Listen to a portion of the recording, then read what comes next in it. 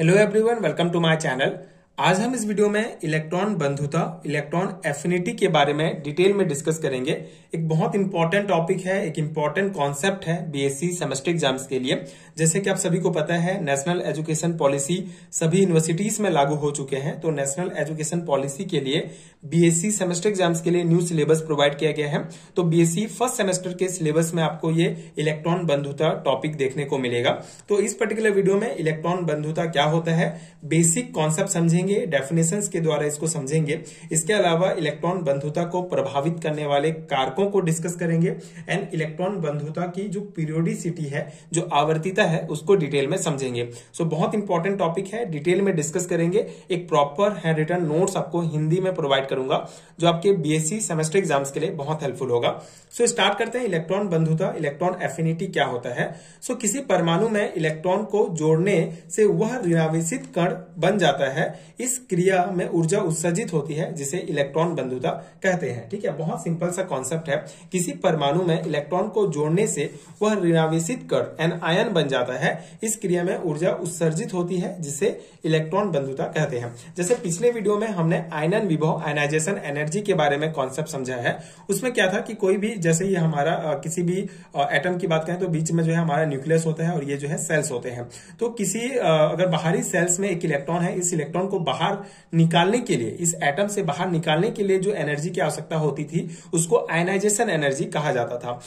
ठीक उसका विपरीत होता है, उसका अपोजिट होता है इलेक्ट्रॉन बंधुता।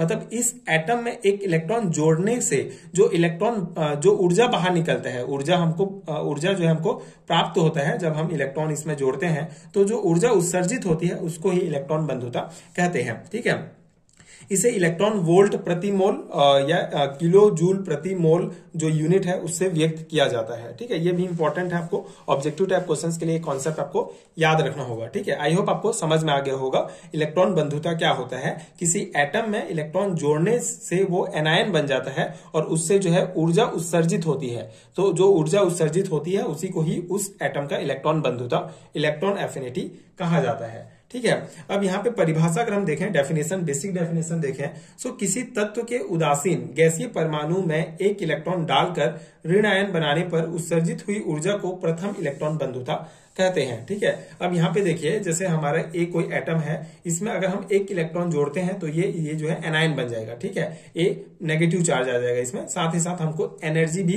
प्राप्त होगी। तो ये जो एनर्जी होता है, इसको फर्स्ट इलेक्ट्रॉन एफिनिटी कहा जाता है। ठीक है, अगर हम ये एनायन है, इसमें एक और इलेक्ट्रॉन हम जोड़ना चाहेंगे तो भी हमको एक एनर्जी प्राप्त होगा, और ये जो एनर्जी मिलेगा इसको कहते हैं हम सेकेंड इलेक्ट्रॉन एफिनिटी।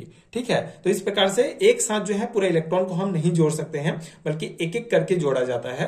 अगर पहले हम एक इलेक्ट्रॉन जोड़ेंगे, उसके बाद फिर सेकेंड इलेक्ट्रॉन जोड़ेंगे, फिर थर्ड इलेक्ट्रॉन जोड़ेंगे, तो जो क्रम से जो इलेक्ट्रॉन जोड़ते जाएंगे, तो जैसे फर्स्ट इलेक्ट्रॉन जोड़ेंगे तो उसको फर्स्ट इलेक्ट्रॉन एफिनिटी कहेंगे। ठीक है, जो एनर्जी हमको प्राप्त होगा, एक इलेक्ट्रॉन इस एटम में जोड़ेंगे तो जो एनर्जी प्राप्त होगा उसको फर्स्ट इलेक्ट्रॉन एफिनिटी कहेंगे। ठीक है, और सेकेंड इलेक्ट्रॉन जब हम जोड़ेंगे उस एटम में, मतलब जो हमारे एनायन में, तो जो हमको एनर्जी प्राप्त होगा उसको सेकेंड इलेक्ट्रॉन एफिनिटी कहा जाता है। तो इस प्रकार से जो है परिभाषा आप देख सकते हैं। आई होप आपको कॉन्सेप्ट समझ में आ गया होगा। यही बेसिक कॉन्सेप्ट है इलेक्ट्रॉन बंधुता का। अब इसको प्रभावित करने वाले कुछ महत्वपूर्ण कारकों को डिस्कस करते हैं।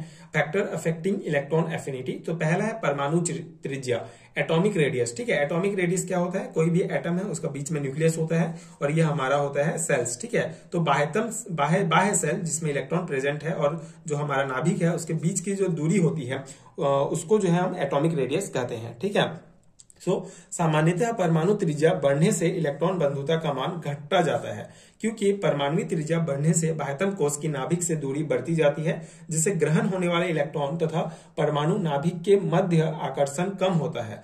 ठीक है, बहुत बेसिक कॉन्सेप्ट है। देखिए, जब परमाणु त्रिज्या बढ़ते जाएगा, ठीक है, परमाणु त्रिज्या बढ़ेगा तो इलेक्ट्रॉन बंधुता का मान कम होते जाता है, क्योंकि जैसे ये नाभिक है, परमाणु त्रिज्या बढ़ते गया मतलब कि उसमें नया सेल्स ऐड होते जाएंगे। ठीक है, नया कक्ष उसमें जुड़ते जाएगा और इलेक्ट्रॉन जो है वो दूर होते जाएगा। इलेक्ट्रॉन दूर होते जाएगा मतलब जो इलेक्ट्रॉन हमारा ऐड होगा वो बेसिकली वो बाह्यतम कक्ष में ऐड होगा। ठीक है, जो वैलेंस सेल होगा उसमें ऐड होगा, तो वैलेंस सेल्स में ऐड होगा और एटॉमिक रेडियस जब बढ़ते जाएगा तो नाभिक से जो दूरी है ये वैलेंस सेल की वो भी बढ़ते जाएगी, ठीक है। और जब ये दूरी ज्यादा होगा तो उनके बीच जो आकर्षण बल है, ठीक है, वैलेंस सेल के इलेक्ट्रॉन और नाभिक के बीच जो आकर्षण बल है वो भी कम होते जाता है, जिसके कारण जो हमारा इलेक्ट्रॉन एफिनिटी है वो कम होगा, ठीक है, उसका मान घटेगा। इसी कारण आकर्षण के इसी कम आकर्षण के कारण कम ऊर्जा मुक्त होती है और इलेक्ट्रॉन बंधुता का मान कम होता है, ठीक है। मतलब इलेक्ट्रॉन जुड़ेगा तो भी हमको बहुत कम ऊर्जा जो है मुक्त होगी,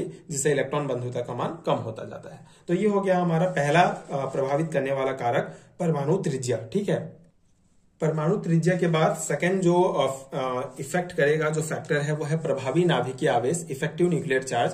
सो प्रभावी नाभिकीय आवेश बढ़ने पर परमाणु नाभिक तथा ग्रहण होने वाले इलेक्ट्रॉन के मध्य आकर्षण बढ़ता है, जिससे इलेक्ट्रॉन ग्रहण होने की प्रक्रिया में अधिक ऊर्जा मुक्त होती है।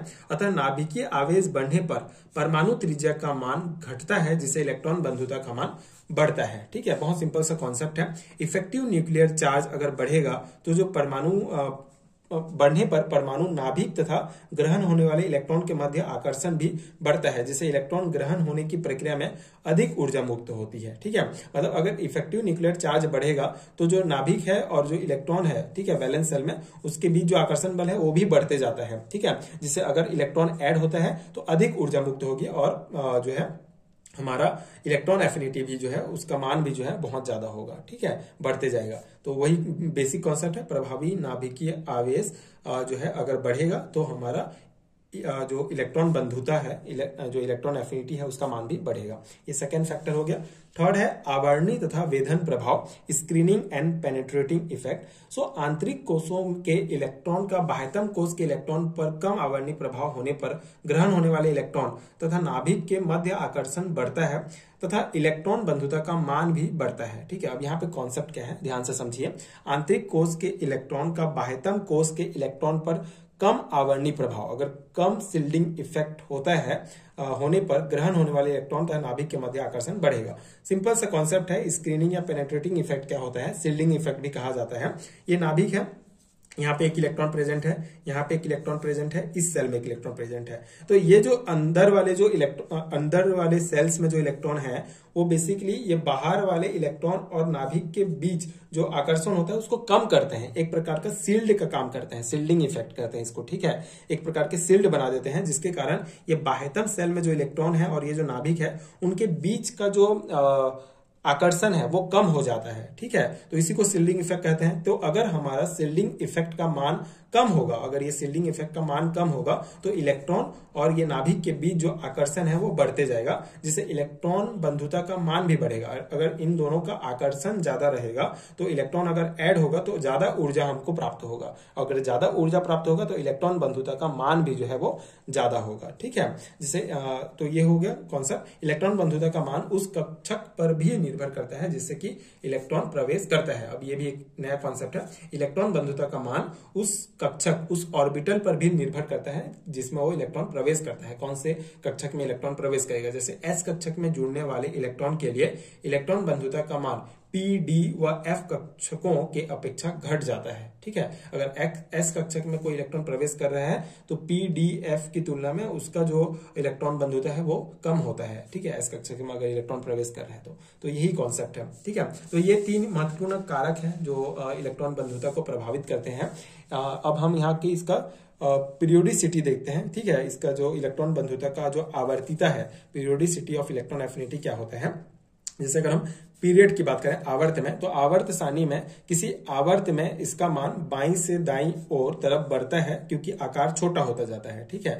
अगर हम आवर्त सारणी में देखें तो आकार जो है वो छोटा होता जाता है किसी भी एलिमेंट का, इसके कारण इलेक्ट्रॉन बंधुता का मान जो है वो बढ़ता जाता है क्योंकि आकार छोटा होता जाता है तथा नाभिकीय आवेश बढ़ने से अतिरिक्त इलेक्ट्रॉन पर आकर्षण बढ़ता है, फलस्वरूप इलेक्ट्रॉन बंधुता का मान भी बढ़ता है। हेलोजन की इलेक्ट्रॉन बंधुता उच्चतम होती है, ठीक है। जो हेलोजेंस होते हैं उनकी इलेक्ट्रॉन बंधुता ज्यादा होती है, जैसे ब्रोमीन का 0.3 इलेक्ट्रॉन वोल्ट, फ्लोरीन का 3.6 इलेक्ट्रॉन वोल्ट। तो ये भी आपको ध्यान रखना है, ठीक है। तो वही कॉन्सेप्ट है। आवर्त सारणी अगर बढ़ेगा तो आवर्त सारणी में अगर हम बाईं से दाईं ओर जाते हैं तो आकार छोटा होता जाता है। एलिमेंट का आकार छोटा होते जाएगा तो नाभिक और जो बाह्यतम इलेक्ट्रॉन है इनके बीच आकर्षण बढ़ेगा। ठीक है, अगर आकर्षण अतिरिक्त इलेक्ट्रॉन पर आकर्षण बढ़ते जाते हैं जिसके कारण इलेक्ट्रॉन बंधुता का मान भी जो है वो बढ़ते जाएगा। ठीक है, ये हो गया हमारा आवर्त में इसका पीरियोडिसिटी। सेकेंड है वर्ग में। ठीक है, ग्रुप्स में क्या होता है। इसके विपरीत किसी वर्ग में परमाणु क्रमांक बढ़ने के साथ साथ प्रभावी नाभिकीय आवेश घटता जाता है। फलस्वरूप वर्ग में इलेक्ट्रॉन बंधुता का मान ऊपर से नीचे की ओर घटता है। ठीक है, अगर वर्ग में हम देखें ऊपर से नीचे की ओर जाते हैं तो परमाणु क्रमांक बढ़ते जाएगा। बढ़ते जाने के कारण जो है उसका साइज भी बढ़ते जाएगा। ठीक है, परमाणु क्रमांक बढ़ेगा मतलब उसका साइज भी बढ़ेगा, नाभिकीय आवेश जो है वो घटेगा, जिसके फलस्वरूप से इलेक्ट्रॉन बंधुता का मान जो है ऊपर से नीचे की ओर जाने पर वो भी घटता है। अब यहाँ पे एक डायग्राम शो किया गया है जो इलेक्ट्रॉन एफिनिटी को दर्शाता है। बेसिकली आप जो डेफिनेशन हमने पढ़ा, जो डिस्कस किया, डेफिनेशन के बाद आप ये डायग्राम बना सकते हैं। ठीक है, इसमें जो है डेफिनेशन को ही डायग्राम के फॉर्म में शो किया गया है कि कोई एक एटम है गैसियस स्टेट में, एक इलेक्ट्रॉन इसमें ऐड हुआ। ठीक है, तो जैसे यहाँ पे एक इलेक्ट्रॉन ऐड हुआ तो ये नेगेटिव चार्ज यहाँ पे आ जाएगा। ठीक है, ये आयन बन जाएगा गैसियस स्टेट में। ठीक है, तो यही इलेक्ट्रॉन एफिनिटी को शो किया गया है। तो ये था पूरा कॉन्सेप्ट इलेक्ट्रॉन एफिनिटी का। आई होप आपको समझ में आ गया होगा। बहुत सिंपल सा कॉन्सेप्ट है बट इंपॉर्टेंट है बीएससी सेमेस्टर एग्जाम्स के लिए। लॉन्ग टाइप क्वेश्चन में पूछे जा सकते हैं, तो आप अच्छे से इसको तैयारी कीजिएगा। एंड अगर आपको हैंडरिटन नोट चाहिए पीडीएफ फॉर्म में बीएससी सेमेस्टर एग्जाम्स के लिए या एमएससी सेमेस्टर एग्जाम्स के लिए, हिंदी एंड इंग्लिश दोनों में नोट्स आपको मिल जाएगा। तो नीचे डिस्क्रिप्शन बॉक्स में आपको लिंक मिलेगा पीडीएफ स्टोर का, आप वहां चेक कर सकते हैं एंड वहां से आप हैंडरिटन नोट्स डाउनलोड कर सकते हैं, जो डेफिनेटली आपके एग्जाम प्रिपरेशन के लिए बहुत हेल्पफुल होगा। एंड अगर ये वीडियो हेल्पफुल है तो आगे की वीडियोज देखने के लिए चैनल के साथ जुड़े रहिए। Thank you so much for watching.